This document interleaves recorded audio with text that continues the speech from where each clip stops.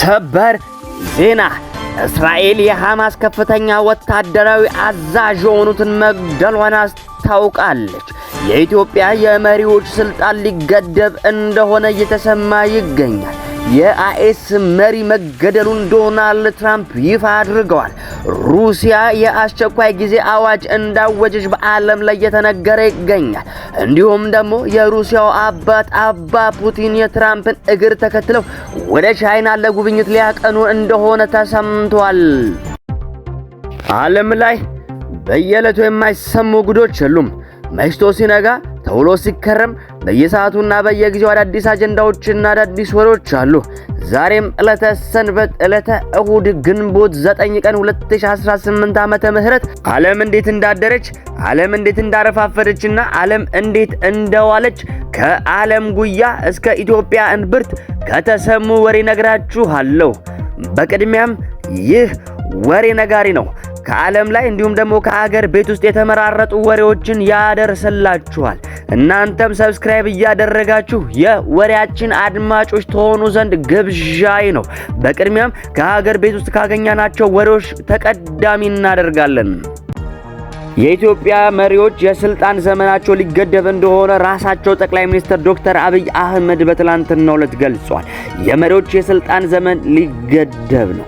የኢትዮጵያ ብሔራዊ ምክክር ኮሚሽን የአፈጻጸም ሪፖርቱን ባቀረበበት ወቅት ንግግር ያደረጉት ጠቅላይ ሚኒስትር አብይ አህመድ በአሁኑ ወቅት እየተደረገ ያለው አገራዊ ምክክር ዋነኛ ዓላማው በሕገ መንግስቱ ላይ ያለ ማብቂያ የተቀመጠውን የሀገሪቱ መሪ የስልጣን ዘመን ለመገደብ መሆኑን ይፋ አድርገዋል።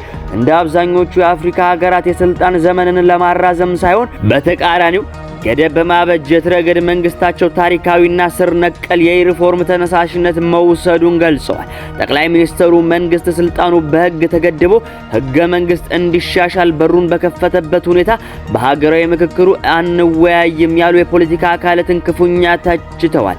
የፖለቲካና የስልጣን ፍላጎት ያላቸው አካላት ለውይይት ፈቃደኛ ካልሆኑ ለምን ፖለቲካ ውስጥ መግባት ፈለጉ ሲሉ የጠየቁት አብይ መንግስት ኮሚሽኑ የሚያቀርባቸውን ምክረ ሀሳቦች ተቀብሎ መሬት ለማውረድና ለማሻሻል ሙሉ ዝግጁነት እንዳለው በድጋሚ አረጋግጠዋል። ከመካከለኛው ምስራቅ ደግሞ አንድ የተሰማ ሰበር ዜና አለ። የእስራኤል ጦር የሐማስ ወታደራዊ ክንፍ አዛዥ ኢዘዲን አልሃዳድ መግደላቸውን አረጋግጠዋል። የእስራኤል መከላከያ ሰራዊት ከሀገሪቱ የደህንነት ድርጅት ጋር በመተባበር በወሰደው እርምጃ የሐማስ ወታደራዊ ክንፍ ከፍተኛ አዛዥ የነበሩት ኢዘዲን አልሃዳድን መግደሉን በይፋ አረጋግጠዋል። የፈረንሳይ ዜና አገልግሎት ከፍተኛ የሐማስ ባለስልጣናትን ጠቅሶ እንደዘገበው ከሆነ አዛዡ በጋዛ ከተማ በሚገኘው መኖሪያ ቤታቸውና በሲቪል ተሽከርካሪያቸው ላይ በተሰነዘረ ጥቃት ከባለቤታቸውና ከ7 ልጆቻቸው ጋር አብረው ተገድለዋል ብለዋል። በተያያዘ ዜናም የአይኤስ መሪ መገደሉንም የአሜሪካው ፕሬዝዳንት ዶናልድ ትራምፕ አስታውቀዋል። የአሜሪካው ፕሬዝዳንት ዶናልድ ትራምፕ በዓለም አቀፍ ደረጃ የአይኤስ ሁለተኛ መሪ መሆኑ የሚነገርለት አቡ ቢላል አልሙኒክ መገደሉን አስታውቀዋል።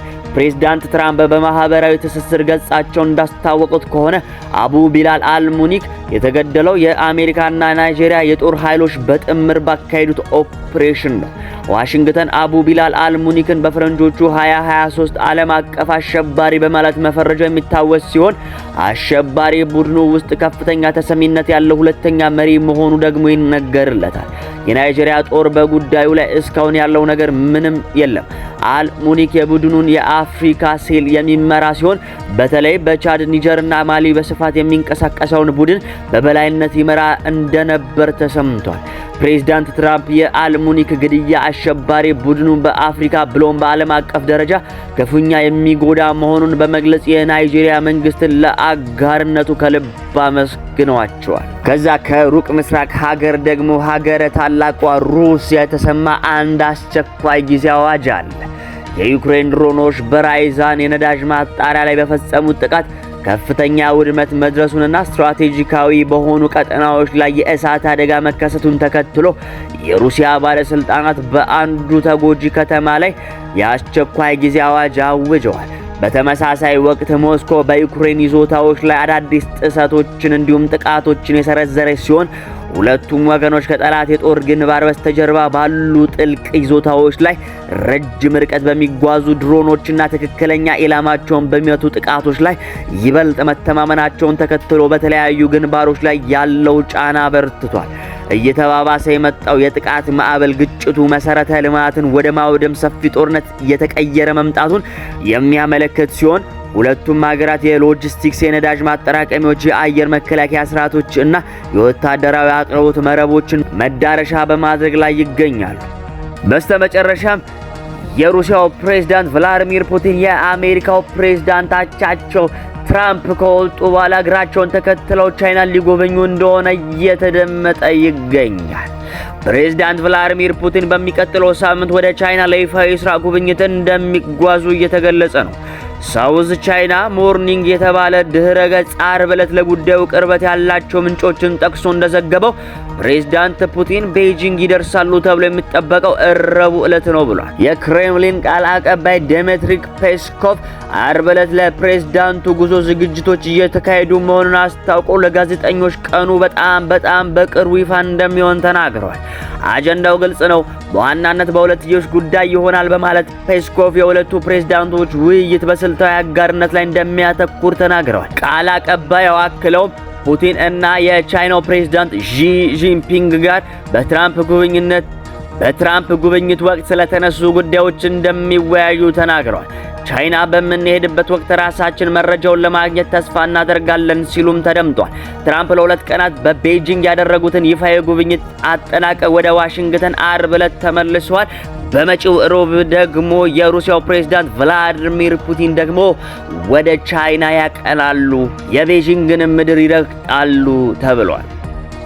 ውድ አድማጮቼ ዓለም እንግዲህ እንደዚህ አድራለች። ዓለም እንግዲህ እንደዚህ አረፋፍዳለች። ዓለም እንግዲህ እንዲህም ውላለች። ይህ ወሬ ነጋሪ ነው። ከዓለም ላይ የተሰሙ እንዲሁም ከሀገር ቤት ውስጥ የተደመጡትን ትኩስ ወሬዎች ለእናንተ እየመራረጠ ያደርስላችኋል።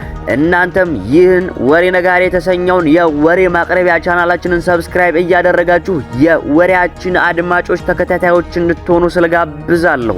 እንዲሁም ለወዳጅ ዘመዶቻችሁ ደግሞ ሼር እያደረጋችሁ እነዚህን መረጃዎችና ወሬዎች አድርሱላቸው። ለዛሬው ለዕለተ ሰንበት ለዕለተ እሁድ ግንቦት 9 ቀን 2018 ዓመተ ምህረት የነበሩን ወሬዎች እነዚህን ይመስላሉ። በሰላም ዋሉ፣ በሰላም አምሹ፣ በሰላም እደሩ። ጤና ይስጥልኝ።